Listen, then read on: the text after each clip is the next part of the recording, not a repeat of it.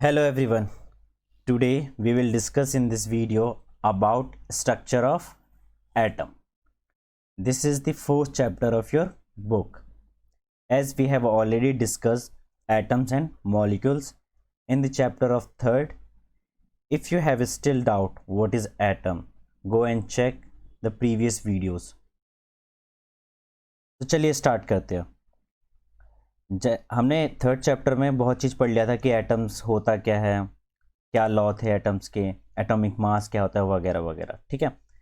इस चैप्टर में हम पढ़ेंगे कि एटम का स्ट्रक्चर कैसा होता है, एक्चुअली दिखता कैसे है एटम्स. ठीक है. तो देखो, ये बताने से पहले मैं तुम्हें बता देता हूँ कि थर्ड चैप्टर में हमने ये पढ़ा था कि एटम्स आर इनडिविजिबल. ठीक है.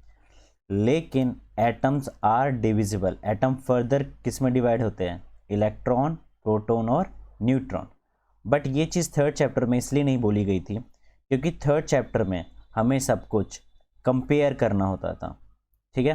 कंपेयर किससे करना होता था? एक एलिमेंट को दूसरे एलिमेंट के साथ. ठीक है. तो जब हम एटम को डिवाइड कर देंगे, ठीक है, इलेक्ट्रॉन, प्रोटॉन और न्यूट्रॉन में, ठीक है, तो ये डिवाइड करने के बाद हम कंपैरिजन नहीं कर सकते किसी दो इलेक्ट्रॉन के बीच में. क्यों? क्योंकि इलेक्ट्रॉन के पास सिर्फ मास होता है और चार्ज होता है, और जिसके पास इलेक्ट्रॉन, प्रोटॉन और न्यूट्रॉन है उसका मास और चार्ज हमेशा फिक्स रहता है. ठीक है. तो इस बेसिस पे हम किसी को कैरेक्टराइज नहीं कर सकते, इसलिए एटम्स को इंडिविजिबल बोला गया है. ठीक है. बट अब हमें यहाँ पे क्या पढ़ना है कि स्ट्रक्चर, मतलब कि कैसा दिखाई देता है एटम्स, एक्चुअली बना किस किस से मिल करके. ठीक है. तो वो उसके ऊपर पढ़ना है तो हमें एटम को डिवाइड करना पड़ेगा. और एटम कितने पार्ट्स में डिवाइड हुआ है? इलेक्ट्रॉन, प्रोटॉन और न्यूट्रॉन में. चलिए देखते हैं. Atoms are the building block of matter. किसी भी मैटर का क्या है? एक बिल्डिंग ब्लॉक. लेट सपोज एक वॉल है, इस वॉल का एक ब्रिक एक एटम की तरह हुआ. It is the smallest unit of matter that is composed of 3 सब एटॉमिक पार्टिकल्स. ये जो इलेक्ट्रॉन, प्रोटॉन और न्यूट्रॉन है, ये क्या है? एक सब एटॉमिक पार्टिकल्स है. ठीक है. अब इनके बारे में हम थोड़ा सा पढ़ते हैं कि इलेक्ट्रॉन, प्रोटॉन और न्यूट्रॉन होता क्या है. देख लीजिए, ये एटम है एक. ठीक है. ये एटम किसका है? नियॉन का. स्ट्रक्चर कैसा होता है एटम का? स्फीयर होता है. ठीक है. सेंटर में, ये इसका क्या है? सेंटर. सेंटर में हमेशा लाई करते हैं प्रोटॉन और न्यूट्रॉन, और उसके सराउंडिंग में ऑर्बिट्स होते हैं. ठीक है. ये ऑर्बिट्स अभी हम आगे पढ़ेंगे. ठीक है. ये ऑर्बिट्स होते हैं. इन ऑर्बिट्स के ऊपर इलेक्ट्रॉन क्या करते रहते हैं? रिवॉल्व करते रहते हैं. ठीक है. तो ये जो तुम देख रहे हो ई जितने जगह लिखा हुआ है, सब क्या है? इलेक्ट्रॉन. हाँ, इन ऑर्बिट्स की कैपेसिटी भी होती है कि कौन कितना इलेक्ट्रॉन होल्ड करेगा. जैसे तुमने देखा होगा इस वाले में, ठीक है, मैंने सिर्फ 2 सर्कल बनाए इलेक्ट्रॉन के. इस वाले में मैंने 8 इलेक्ट्रॉन बनाया. क्यों इसमें 2 है? ये हम आगे डिस्कस करेंगे. ओके. लेकिन सेंटर में देख रहे हो, ये सेंटर में क्या क्या लाई करता है?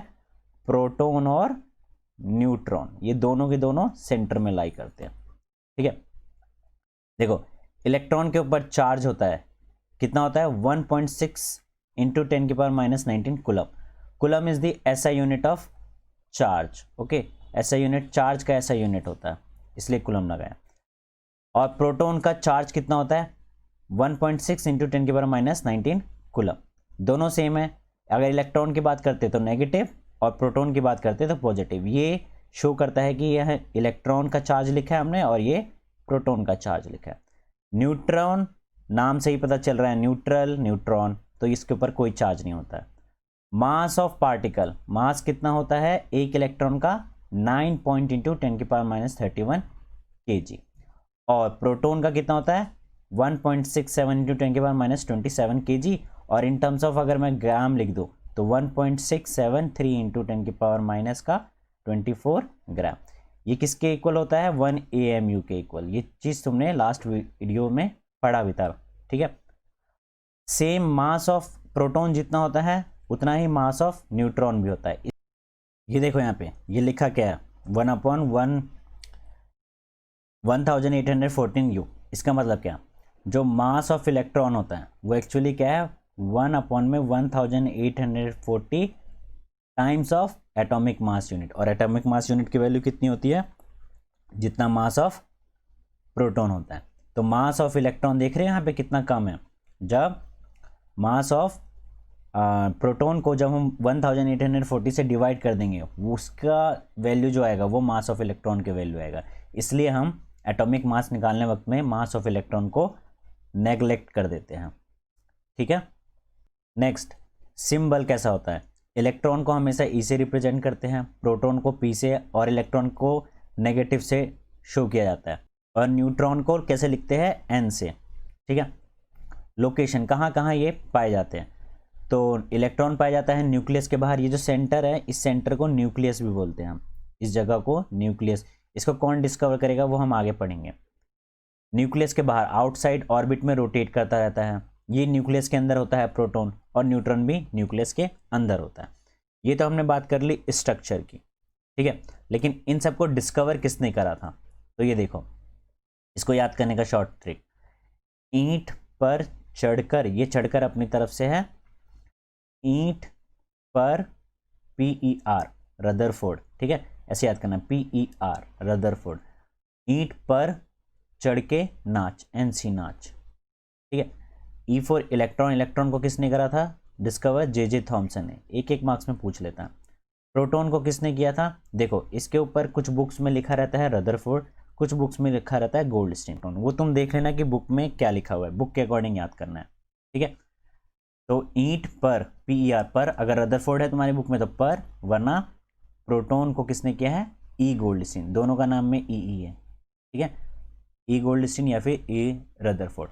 वैसे रदरफोर्ड को वैसे बोला किस लिए जाता है, डिस्कवर किया उन्होंने? न्यूक्लियस। न्यूक्लियस मतलब वही बीच वाला सेंटर। ठीक है, कैसे किया आगे पढ़ते हैं। और नाच में N फॉर न्यूट्रॉन, न्यूट्रॉन को किसने किया? J चैडविक ने। ठीक है। इलेक्ट्रॉन को थॉमसन, प्रोटॉन को अगर बुक में रदरफोर्ड है तो रदरफोर्ड या वरना गोल्डस्टीन, और न्यूट्रॉन को चैडविक। नेक्स्ट है जो स्ट्रक्चर बताते गए साइंटिस्ट। ठीक है, इनमें सबसे पहले नाम आया था थॉमसन। थॉमसन ने कैसे स्ट्रक्चर बताया था एटम का? तो देखो, थॉमसन के अकॉर्डिंग एटम, पूरा एटम क्या करता है? Consist positively charge sphere. मतलब ये पूरा जो स्फीयर देख रहे हो तुम, ये क्या है? सिर्फ पॉजिटिव चार्ज। ठीक है। And the electrons are embedded in, और इलेक्ट्रॉन्स क्या है? इनके अंदर धसे हुए। जैसे कि इन्होंने क्या लिया था? वाटरमेलन। ठीक है, वाटरमेलन को इन्होंने बोला कि जो रेडिश पार्ट है, ये रेडिश पार्ट क्या है? ये पॉजिटिव है, और जो इनके सीड्स है, एम्बेडेड है, धसे हुए है, वो क्या है? इलेक्ट्रॉन। तो ऐसे इन्होंने अपनी थ्योरी दी थी। सेकंड क्या बताया था इन्होंने? द नेगेटिव और positive charge are equal in magnitude. ये सही चीज़ बोली इन्होंने कि जितने ही नेगेटिव चार्ज होते हैं उतने ही पॉजिटिव चार्ज होता है, तभी कोई एटम एक्चुअल में न्यूट्रल पड़ा रहता है, वरना ये रिएक्ट करने के लिए ढूंढता किसी को। ठीक है। और हमें चारों तरफ क्या दिखाई देता? Reaction he reaction. But reaction नहीं होता है। क्यों नहीं होता? क्योंकि एटम क्या है? न्यूट्रल पड़ा है। क्यों न्यूट्रल पड़ा है? क्योंकि जितने नेगेटिव आयन है उतने ही पॉजिटिव आयन है। ये सच थी उनकी बात। So the atom is whole is electrically neutral, इसलिए कंप्लीटली न्यूट्रल पड़ा है। ये तो बात हुई, उन्होंने इस मॉडल को ऐसे किसी से रिजेंबल करके दिया, बट ये एक्सपेरिमेंटली भी किया गया। ठीक है। देखो, JJ Thomson use cathode ray tube. JJ Thomson ने क्या किया था अपने समय में? कैथोड रे ट्यूब यूज की थी। ये चीज़ तुम 12th क्लास में सीखोगे। ठीक है, दिखाने के लिए कि कैथोड रे रिस्पॉन्ड कैसे करता है मैग्नेटिक और इलेक्ट्रिक फील्ड के अंदर। ठीक है, देखो कैसे यूज किया गया था। ये यहाँ पे कैथोड और ये एनोड। एनोड को किससे चिपकाया? बैटरी से। ठीक है, और ये पॉजिटिव एंड ये रहा, और इसको नेगेटिव एंड से चिपका दिया। अब इलेक्ट्रिसिटी इसमें फ्लो कर रहा है। ठीक है, तो इलेक्ट्रॉन्स कहाँ से निकले? यहाँ से इलेक्ट्रॉन्स निकलेगा। देखो यहाँ पे इन्होंने इलेक्ट्रिक फील्ड रख दी। ठीक है, जैसे मैंने ऊपर भी बताया था तुम्हें कि कैथोड रे ट्यूब के अंदर रिस्पॉन्स किया बोथ मैग्नेटिक और इलेक्ट्रिक फील्ड, मैग्नेट्स और इलेक्ट्रिक फील्ड दोनों रख करके। बट हम इतनी बात नहीं करेंगे अभी, क्योंकि ये तुम्हारे कोर्स में है नहीं। बट हमें समझना है कि इलेक्ट्रॉन्स एक्चुअली बिहेव कैसे किया उनके टाइम पे। ठीक है, जैसे उन्होंने एक्सपेरिमेंट किया। इलेक्ट्रिसिटी यहाँ पे देना स्टार्ट किया, इलेक्ट्रॉन्स यहाँ से निकले, पहले ही यहाँ पे इलेक्ट्रिक फील्ड है।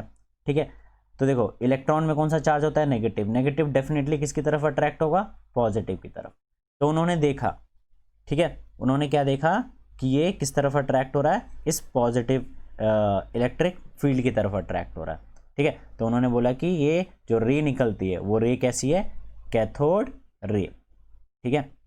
इस रे को क्या बोला जाता है, कैथोड रे। नेक्स्ट एक्सपेरिमेंट किया गया है गोल्डस्टीन के थ्रू, ठीक है।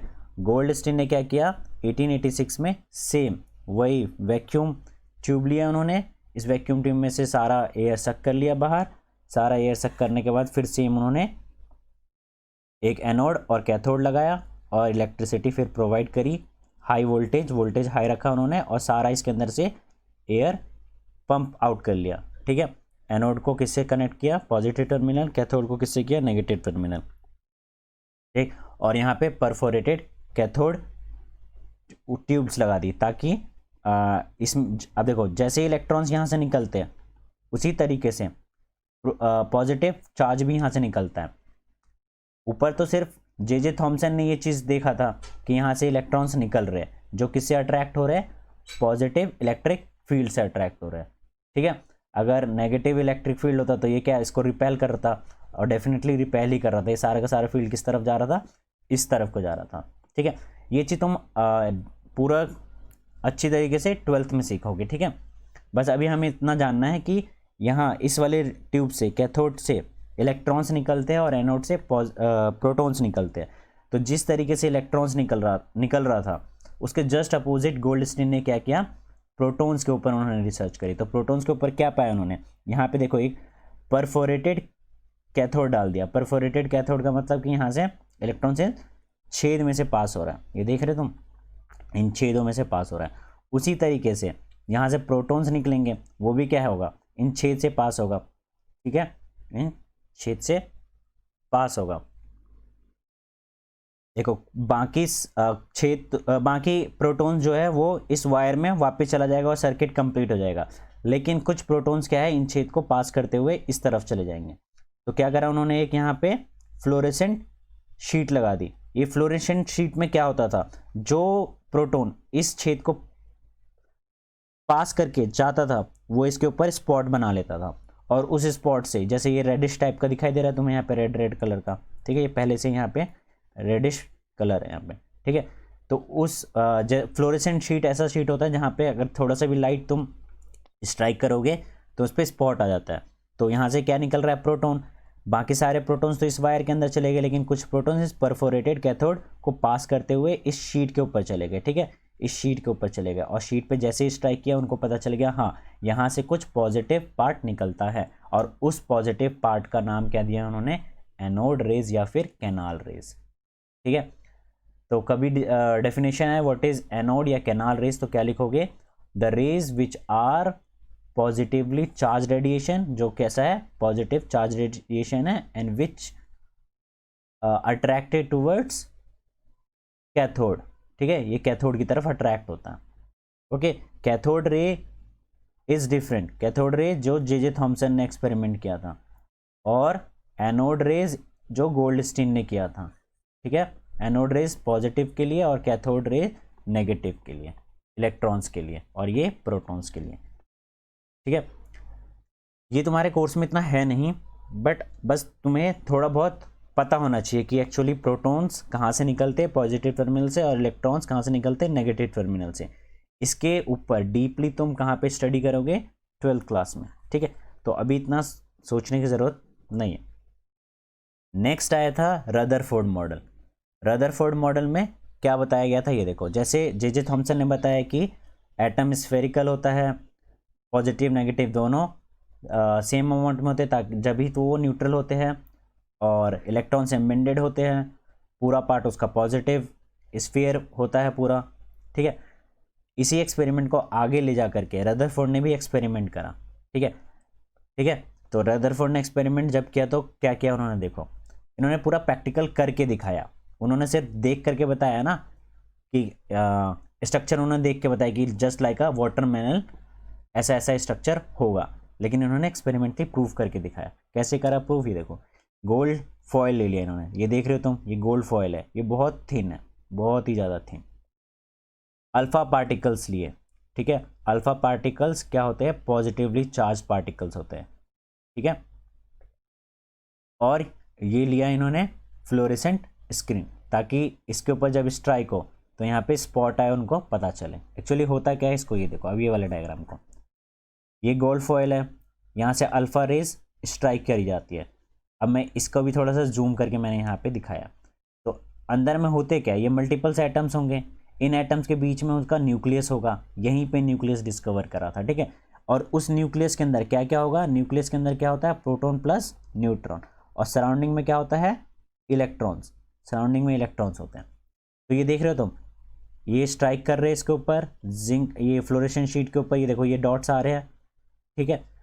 इसको थोड़ा हमने और जूम करा तो स्ट्राइक कैसे हो रहा है, फ्लोरेसेंट शीट के ऊपर कैसे डॉट बन रहा है ये दिख रहा है। अंदर में क्या हो रहा है, ये देखो ये मल्टीपल्स, क्योंकि यहाँ पे एक ही एटम थोड़ी ना होगा इस फॉइल के अंदर, बहुत सारे एटम होंगे जैसे ये देख रहे हो। और इन एटम्स पे क्या काम हो रहा है, ये देखो अब पढ़ते हैं हम आगे। तो उस एटम को मैंने यहाँ पे थोड़ा और अच्छे तरीके से दिखाया, ये तुम्हारे बुक में भी है। देखो ऑब्जर्व क्या क्या किया रदरफोर्ड ने, तो देखो बहुत सारे alpha particle, most of the fast moving alpha particle pass straight line, कैसे करके पास चले गए, सीधे पास करके चले गए, ये देखो सीधे पास हो गए बहुत सारे। क्यों पास हो गए, क्योंकि तुम्हें पता है, अभी कंक्लूजन में पढ़ेंगे, ठीक है। अल्फा पार्टिकल्स के लिए बस इतना ध्यान रखना कि ये पॉजिटिवली होता है, पॉजिटिव चार्ज होता है, okay. Second, some of the alpha particles were deflected by the foil by some small angles, कुछ अल्फा पार्टिकल्स कुछ एंगल्स पे डिफ्लेक्ट कर गए, जैसे ये देखो ये डिफ्लेक्ट कर गया, ठीक है, ये डिफ्लेक्ट कर गया, ये डिफ्लेक्ट कर गया, ठीक। तो कुछ अल्फा पार्टिकल्स डिफ्लेक्ट कर गए। थर्ड ऑब्जर्वेशन क्या थी, ऑब्जर्वेशन मतलब जो उन्होंने देखा करते वक्त, surprisingly 1 out of every 12,000 particles, मतलब 12,000 बार जब उन्होंने स्ट्राइक किया होगा, 12,000 बार अल्फा पार्टिकल छोड़ेंगे, तो उनमें से एक अल्फा पार्टिकल रीबाउंड कर गया। रीबाउंड मतलब अपने पाथ को उसने वापस रीट्रेस कर लिया। इसमें से ऐसा कौन सा है, ये देखो गौर से, तो ये वाला है, ये देख रहे हो, ये गया ऐसे और वापस फिर अपने पाथ को रीट्रेस कर लिया। तो ये वाला कंडीशन कब होता है, 1 आउट ऑफ 12,000, मतलब 12,000 बार फेंकोगे तो सिर्फ एक बार सक्सेस मिलेगा तुम्हें। ये चीज़ ऑब्जर्व करी रदरफोर्ड ने। अब ऑब्जर्वेशन के बाद उन्होंने कंक्लूजन क्या क्या निकाला, तो देखो most of the space inside the atom is empty, बहुत सारा स्पेस क्या है, उनको पता चला कि खाली है, सही में खाली है, बीच में न्यूक्लियस है दूसरा, मतलब कि एक पूरा फुटबॉल का ग्राउंड ले लो, ठीक है, उस ग्राउंड के अलावा पूरा स्टेडियम ले लो, उस स्टेडियम में अब क्या है, तुम यहाँ पे देख रहे हो बैठ करके, ठीक है। अब हम पूरे स्टेडियम को कंसीडर कर रहे हैं, तो मैच स्टार्ट होने से पहले बॉल को कहाँ रखा जाता है, सेंटर लाइन में। तो ये जो फुटबॉल को रखा जाता है ना, यहाँ पे कंसीडर कर लो ये पूरा स्टेडियम एक एटम है, और जो बॉल रखी जाती है वो इसका एक न्यूक्लियस है। तो देख सकते हो साइज़ कितना छोटा होता है, इतना छोटा कि ये जो मैंने बनाया भी है ना, ये दिखाया भी है, ये भी नहीं दिखेगा तुम्हें, ठीक है। तो बहुत सारा स्पेस क्या होता है इसके अंदर, खाली होता है, ये देखो खाली होता है। Through the gold foil without getting deflect, और पास हो जाते हैं वो बिना डिफ्लेक्ट हुए। Second of conclusion, very few particles were deflected from there path, indicating that the positive charge of the atom occupies very little spaces. कुछ alpha particles deflect कर गए, इसका मतलब क्या है, देखो पॉजिटिव चार्ज कब डिफ्लेक्ट करेगा, जब उसको पॉजिटिव चार्ज कहीं पे मिलेगा, और डेफिनेटली पॉजिटिव चार्ज कहाँ होगा, इस एटम के सेंटर में। लेकिन इनको अभी इन्होंने सेंटर यहाँ पे नहीं बताया, इन्होंने क्या बोला कि वो कुछ पॉजिटिव चार्ज क्या होगा, स्पेस ऑक्युपाई कर रखा होगा इसमें कहीं ना कहीं कुछ, ठीक है। तो ये सही में, ये देखो इस पूरे एरिया में ये कुछ के बराबर ही है, ये जितना स्फीयर पॉजिटिव पार्ट ने इस स्फीयर में ऑक्युपाई कर रखा है स्फीयर स्पेस, ठीक है। तो कंक्लूजन में इन्होंने ये बताई। थर्ड कंक्लूजन क्या बताया इन्होंने, ये देखो a very small fraction of alpha particles were deflected bye 180 degree. 180 degree deflect कब होगा, जब जैसे जाएगा वैसे वापस आ जाएगा। तो इन दोनों के बीच में एंगल कितना बना, 180 डिग्री। तो बहुत ही कम फ्रैक्शन में ये काम हुआ है, सही में 12,000 बार फेंकोगे तो एक बार होगा। तो ये क्या इंडिकेट कर रहा है, दैट ऑल पॉजिटिव चार्ज, सारा का सारा पॉजिटिव चार्ज और इवन मास गोल्ड फॉयल का कहाँ कंसंट्रेटेड है, बहुत स्मॉल वॉल्यूम है। बहुत स्मॉल वॉल्यूम मतलब छोटे से जगह में, जैसे इस पूरे स्टेडियम के अंदर इस छोटे से सेंटर सर्कल के अंदर ही बॉल का स्पेस है, उसी तरीके से इस पूरे एटम में जो मास है, मास और पॉजिटिव स्फीयर, इन दोनों का वॉल्यूम कहाँ ऑक्युपाई कर रखा है, इन दोनों ने वॉल्यूम इस छोटे से स्पेस के अंदर, ठीक है। तो इस बड़े से वॉल्यूम के कंपैरिजन में इसका वॉल्यूम क्या होता है, बहुत ही छोटा। तो ये कंक्लूजन किसने दी, रदरफोर्ड ने। अब इन कंक्लूजन को आगे बढ़ाते हुए रदरफोर्ड ने क्या क्या चीज़ें बताई, ठीक है। ये देखो, there is positively charge centre in an atom called the nucleus. उन्होंने यहाँ पे बताया कि पॉजिटिवली चार्ज सेंटर है एक, पूरे एटम का बीच में जो सेंटर है वो कैसा है, पॉजिटिव, ठीक है। ये चार्ज पूरे एटम का चार्ज सेंटर है। इस चार्ज सेंटर का मतलब इस स्पेस का नाम क्या है, न्यूक्लियस। ये स्पेस है, इस पूरे एटम के जो सेंटर है उस सेंटर का नाम इन्होंने दे दिया यहाँ पे न्यूक्लियस। तो पहली बार न्यूक्लियस यहाँ पे सुना लोगों ने, ठीक है। और इस न्यूक्लियस का डिस्कवर करने का क्रेडिट किसको जाता है, रदरफोर्ड का। नेक्स्ट उन्होंने बोला नियरली ऑल द मास, और सारा का सारा मास कहाँ रिसाइड करता है, कहाँ पे कंसंट्रेटेड है, इस सेंटर के अंदर, न्यूक्लियस के अंदर, ठीक है। नेक्स्ट है the electrons revolve around the nucleus in the circular path. और उन्होंने बोला कि इलेक्ट्रॉन्स जो है, जो कि जे थॉमसन ने बोला था कि इलेक्ट्रॉन्स इम्बेंडेड है, इन्होंने बोला नहीं, इम्बेंडेड नहीं है, इलेक्ट्रॉन्स क्या कर रहे हैं, इन न्यूक्लियस के अराउंड घूम रहे हैं, ठीक है। थर्ड चीज उन्होंने बताई, the size of the nucleus is very small. Size क्या है न्यूक्लियस का, बहुत ही छोटा, ठीक है, इन कंपैरिजन ऑफ एटम। अगर एटम एक स्टेडियम है तो न्यूक्लियस क्या होगा, उस फुटबॉल स्टेडियम, मतलब उस फुटबॉल स्टेडियम को जो मैच स्टार्ट होने से पहले जो सर्कल बनाया जाता है जहाँ पे बॉल रखी जाती है, वो होगा न्यूक्लियस, ठीक है। अब देखो, रदरफोर्ड ने तो इतनी सारी बातें बता दी कि पॉजिटिवली चार्ज सेंटर में होता है, इलेक्ट्रॉन्स रिवॉल्व करते हैं, और size of the nucleus as compare to atom बहुत ही छोटा होता है, ठीक है। ये उनके एक्सपेरिमेंट के ऊपर ये फीचर्स सामने आई थी हमें एटम के स्ट्रक्चर को पढ़ने के लिए। लेकिन इनमें भी कुछ ड्रॉबैक्स थे, जैसे जे थॉमसन में ड्रॉबैक्स था कि इलेक्ट्रॉन एम्बेडेड है और पॉजिटिवली चार्ज स्फीयर पूरा फैला हुआ है, ठीक है, पॉजिटिव चार्ज पूरे एटम में फैला हुआ है। ये गलत बातें थी जिसको रदरफोर्ड ने प्रूव किया। उसी तरीके से रदरफोर्ड ने भी कुछ गलत बातें बोल दी। क्या गलत बातें बोल दी उन्होंने, कि हाँ इलेक्ट्रॉन्स तो रिवॉल्व करते हैं, लेकिन उन्होंने यहाँ पे अच्छे तरीके से एक्सप्लेन नहीं किया कि इलेक्ट्रॉन्स रिवॉल्व करने के साथ में एनर्जी अपनी लूज क्यों नहीं करते हैं। क्योंकि देखो, जो इलेक्ट्रॉन्स हैं वो अपने फिक्स्ड ऑर्बिट्स में रोटेट करते हैं, ठीक है, fixed energy level discrete orbits पे रिवॉल्व कर रहे होते हैं, इसलिए वो एनर्जी रेडिएट नहीं करते हैं, ठीक। क्योंकि देखो, हमें पता है कि अगर कोई चार्ज पार्टिकल, ठीक है, एक्सेलरेशन में आ जाए, मूव करते रहे, तो वो क्या है, डेफिनेटली एनर्जी रेडिएट करना स्टार्ट कर देगा। बट इसमें तो ऐसा है नहीं। ये चीज़ रदरफोर्ड एक्सप्लेन नहीं कर पाए कि क्यों नहीं है। तो ये बाद में किसने करा, नील्स बोर ने। नील्स बोर ने क्या बोला कि हाँ इलेक्ट्रॉन रिवॉल्व तो कर रहे लेकिन वो एनर्जी अपनी लूज नहीं कर पाते। क्यों? क्योंकि वो अपने डिस्क्रीट ऑर्बिट मतलब फिक्स एनर्जी शेल्स में रोटेट कर रहे होते, ठीक है। चलो ठीक है, मान लिया कि वो अपने फिक्स्ड एनर्जी शेल में रोटेट कर रहे हैं।